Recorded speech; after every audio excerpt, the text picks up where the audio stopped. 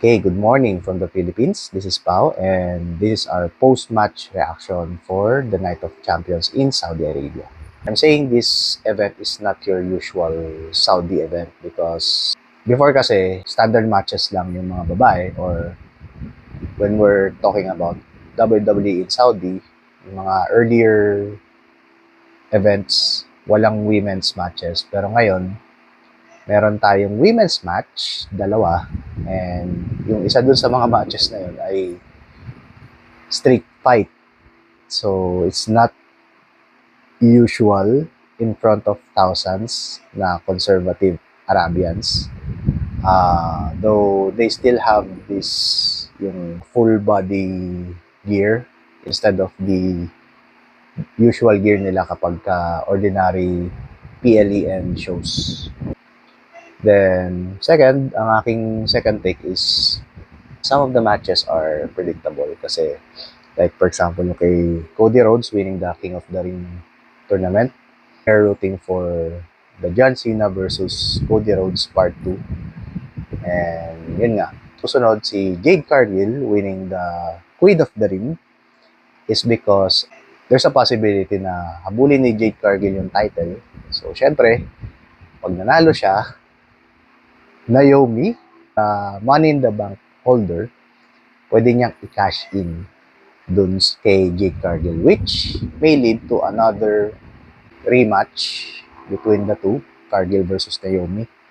So, syempre, hindi pa rin naman tapos yung story nilang dalawa.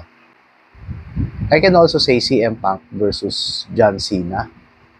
Kasi, yun nga, ang ano naman doon, those parang semi-finish na yung storyline ni CM Punk kay Seth Rollins. It's also, syempre, kapag nanalo si Cena, tulad nung sinabi ko kanina, it will have a Cody Rhodes versus Cena na rematch for the world title.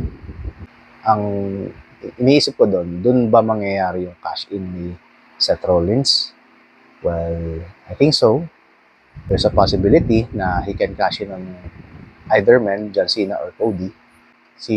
Possible na si Cena ang manalo kasi he may take the title with him as he leaves the WWE, or he may drop the title during his last appearances.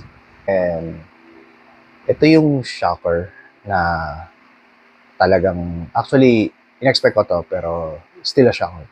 Jacob Fatu versus si Solo Sikoa. Actually, this is point number 3. A shocker happening in a Saudi event.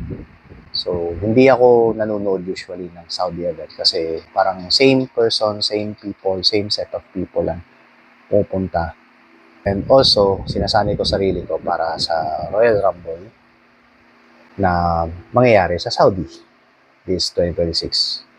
And we saw a shocker na Hikuleo, for actually, I don't know if it's still Hikuleo or formerly known as Hikuleo, debuting in a WWE show. First time na makikita natin si Hikuleo sa WWE show. Because Jacob Fatu, the title, I think he is officially Bloodline member. Yun yung mga takes ko for the Saudi event. Actually, hindi ko naman in-expect na gumising ng sobrang aga, pero nakalimpungatan lang talaga ako. 2 a.m. in the morning, and I am looking at my cell phone, at naalala ko nga pala, WWPL nga pala, sa Saudi. Kaya, yun, nanood ako, naabutan ko. Actually, yung US title yung naabutan ko doon. I also forgot to mention Sami versus Karrion Kross. Ito yung medyo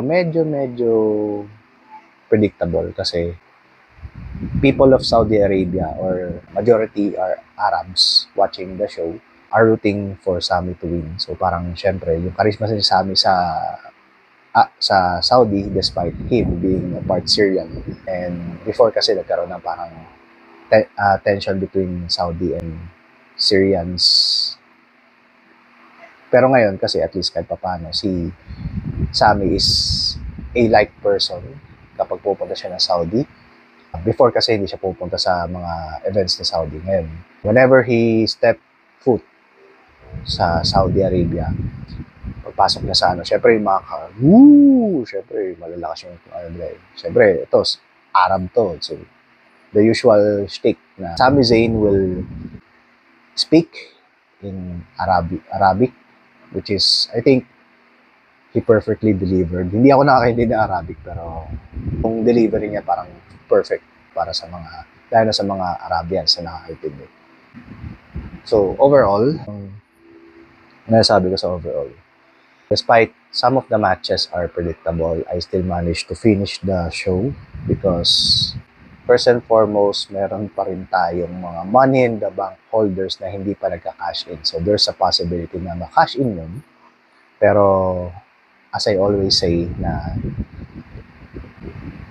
there's a slim chance na magkaroon ng world title change sa Saudi. Usually, nangyayari yan either sa US, regardless if a normal match or a cash-in match. Second, yung fight ni Solo versus Jacob, yan yung fight na tinutukan ko aside from John Cena versus CM Punk. Actually, dalawa yun eh. CM Punk versus John Cena and Solo versus Jacob. Yung kay Asuka and Jade Cargill, pinanood ko rin naman, pero okay lang. Ayun. Oh. Tsaka, ito na yung overall na nakatot ko. For me, this is the greatest Saudi event na nangyari. Not sure kasi hindi ako nanood ng mga previews, pero for me, this is the greatest event. And I hope na they would do this. More shockers will happen at the Royal Rumble sa Saudi. Saudi. Ayun. Yun lang. And this is Pau signing off.